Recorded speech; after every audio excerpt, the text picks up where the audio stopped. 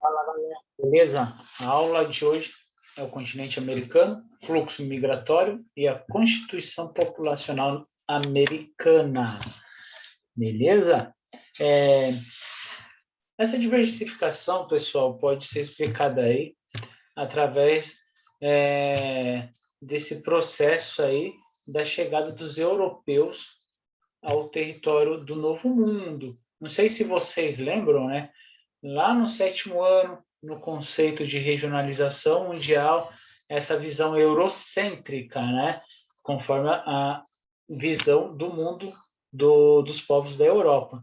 E esse novo mundo foi através aí das grandes navegações quando eles acharam o continente americano aí. E esse processo, né, foi o grande responsável pelos grandes fluxos migratórios aí no continente americano. E esse processo de ocupação, ele gerou algumas consequências, é isso que a gente vai ver daqui a pouco, beleza? Antes da chegada dos colonizadores, galera, sempre eu falo isso, né, que a gente nunca pode esquecer. Quem viviam aqui? Quem eram os habitantes do continente americano? Eram os nativos, eram os índios. Essa área não era desocupada, era ocupada por alguém. Esse alguém eram os índios. Então, eles apresentavam um modo de vida aí, bastante variado, e eles eram organizados em comunidades. Ele não tinha essa questão da divisão territorial, porque cada um respeitava o espaço um do outro aí, nessa questão de ter um bom relacionamento. Em algumas tribos, né, eles utilizavam esta organização aí por divisão de classe. A gente pode denominar aí os incas, os astecas e os maias, que utilizavam bastante. E a diversificação desse grupo indígenas, né, dentro do território americano, contribuiu, né, para se diversificar a agricultura, devido a outros fatores também, que a gente pode levar em consideração ao clima, né, o solo, o relevo e a vegetação. Então, todo esse conjunto favoreceu nessa diversificação na questão agrícola. E a base alimentar desse povo é o milho e a mandioca. E algumas tribos, eles começaram a fazer um subproduto aí. Da mandioca surgia a farinha, beleza? Já começou a utilizar algumas técnicas aí.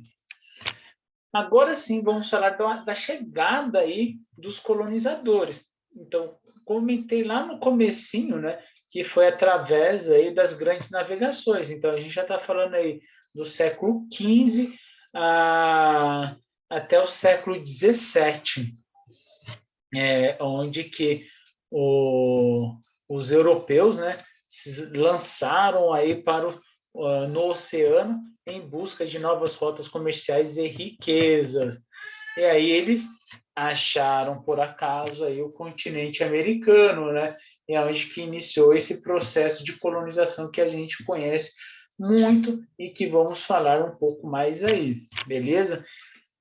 E por quê? Quais foram os principais motivos dos europeus se lançarem aí no Atlântico? Por que disso daí? Eles estavam vivendo aí um esgotamento das suas áreas agrícolas e estava passando por um processo de superpovoamento. Então, eles precisavam de novas áreas aí a serem ocupadas, a serem exploradas. Tudo bem?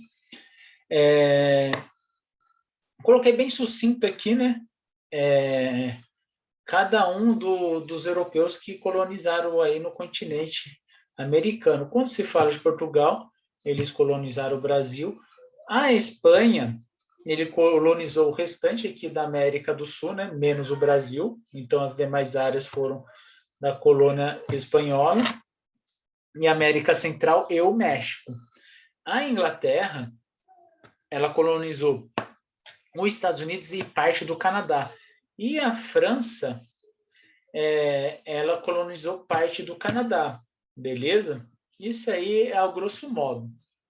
Mais para frente, quando vamos entrar na América anglo-saxônica, iremos falar um pouquinho desse processo de independência aí do Canadá e dos Estados Unidos, beleza? E depois, no finalzinho aí desse bimestre, vamos entrar e falar sobre a América Latina. Agora vamos falar sobre essa questão do domínio territorial dos europeus sobre os povos indígenas, né? A gente sabe que não foi nada amistoso, né? Os europeus estavam querendo colocar à força, né, os seus costumes aí e querendo abafar a cultura dos indígenas, né? Eles tinham essa velha cultura, né, que eles era referência, né, nessa questão aí, da classe, né? Por isso que estavam querendo abafar. E muitos deles aí entraram em conflitos diretos. E muitos dessas tribos acabaram sendo dizimadas. Tanto é nesse processo de expansão territorial aí que ocorreu nos Estados Unidos, né, que foi a marcha para o oeste, né?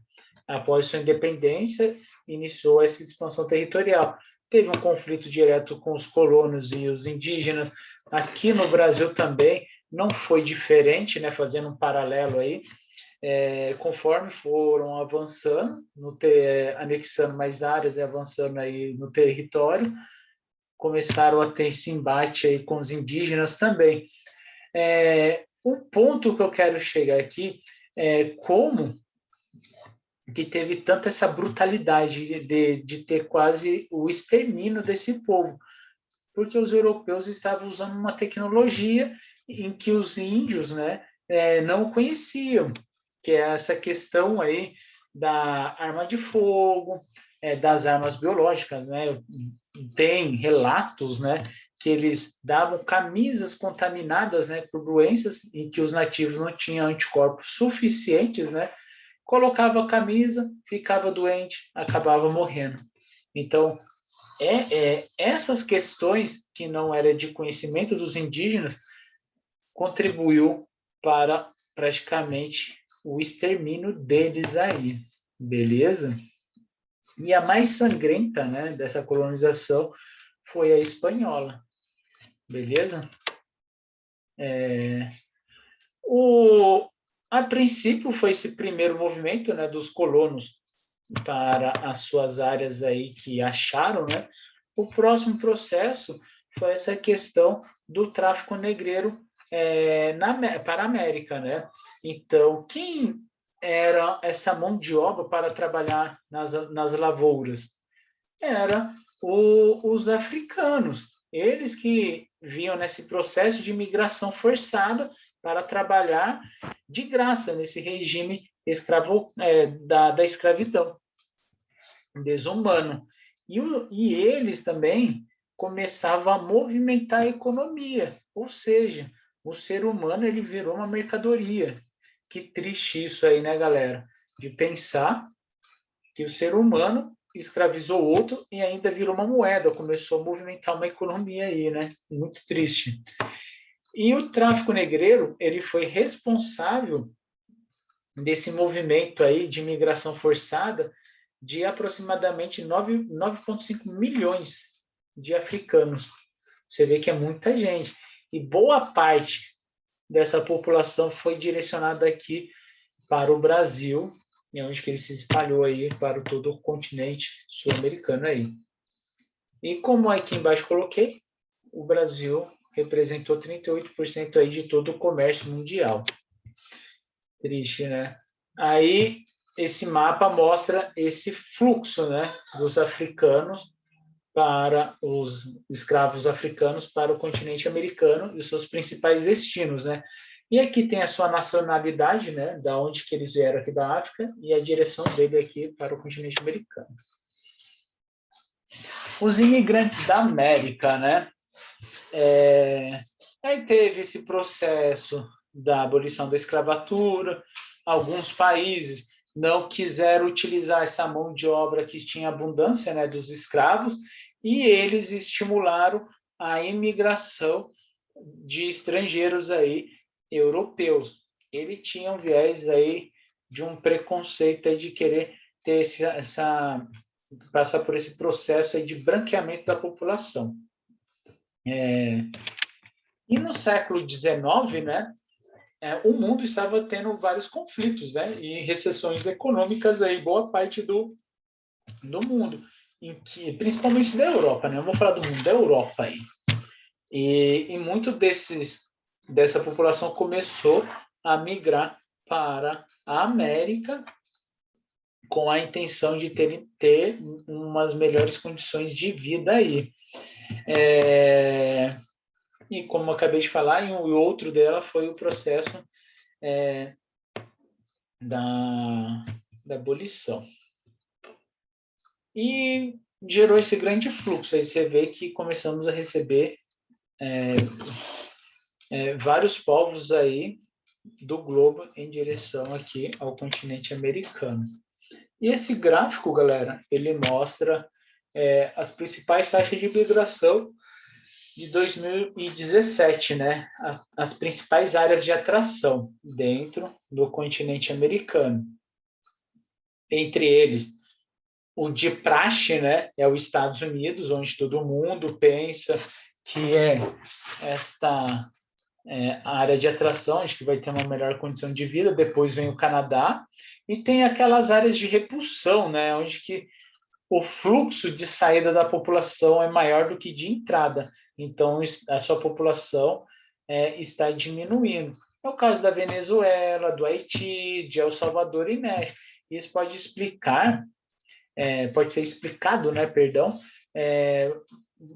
por alguma recessão econômica, por alguma perseguição política ou religiosa aí, aonde que está fazendo essa população sair fora do seu território. Agora, como eu acabei de falar, né, dessas questões da taxa de imigração. O cálculo, galera, para a gente ver se essa população está crescendo ou diminuindo, é analisar a taxa de emigração. O que é imigração? Migração com E é a saída da população do seu território de origem, com a taxa de imigração, ou seja, dessa população que está adentrando a um território novo aí, beleza? Então, a gente faz esse cálculo. Em alguns territórios esse vai ser positivo e outros vai ser negativo e alguns vão se estabilizar. Está saindo gente, mas também está recebendo, beleza? E esse gráfico ele vai mostrar também a composição étnica aí de cada país, né? Aí dos principais países, como Estados Unidos, Canadá, Argentina e Belize, né? Então, a maior parte da sua população vai ser composta por nativos e depois por imigrantes, né? Beleza? Turma, por hoje é só, né? Como eu sempre comento, dúvidas, pode chamar, pode tirar em aula, pode mandar por e-mail, mesmo aqueles que não são meus alunos, que são de qualquer parte aí, estarei com a total disponibilidade para tirar a dúvida de vocês aí. Falou, até mais.